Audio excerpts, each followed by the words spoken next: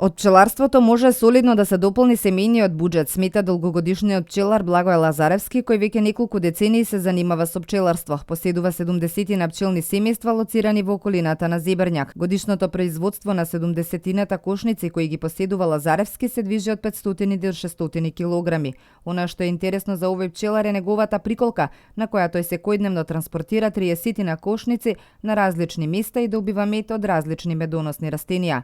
Приколката ми е многу добро направена. Истата, во неа се сместуваат 32 кошници, во истата имам и просторија каде што може да се работи, као работна просторија и релативно добри приноси имам преку постигнати со неа. Климатските промени негативно влијаат на производството на мед кој секоја година се намалува. Кај Лазаревски просечниот принос се движи од 10 до 15 килограми мед по кошница. Проблеми во последно време има и од болести кои се јавуваат кај пчелите, но според квалитетот, македонскиот, вклучително и кумановскиот мед, е доста баран на странскиот пазар.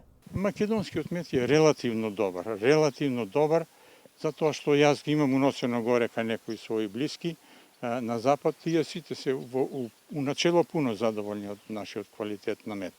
Освен мед, Лазаревски произведува и матичен млеч во помали количини и поленов прав. Сите производи се пласираат на локалниот пазар.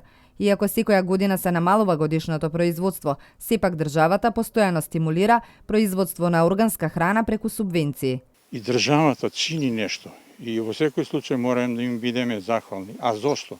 Затоа што за секоја кошница они дават некаде по 600 денари. Меѓутоа, ако се 60-80 кошници, тоа се 600-800 евра, кои што може да ни помогнат за да имаме одредено повисоко економско работење на пчеларникот. Тој вели дека пчеларството е најубава земјоделска гранка која дополнително го зголемува приходот на семејните буџети. Сепак, во споредба со претходните години, производството е намалено што се должи на неповолните временски услови што го зафатија подрачјето од почетокот на годинава, дождот и ниските температури во пролета и долгиот сушен период кој започна од јуни проследен со екстремно високи температури.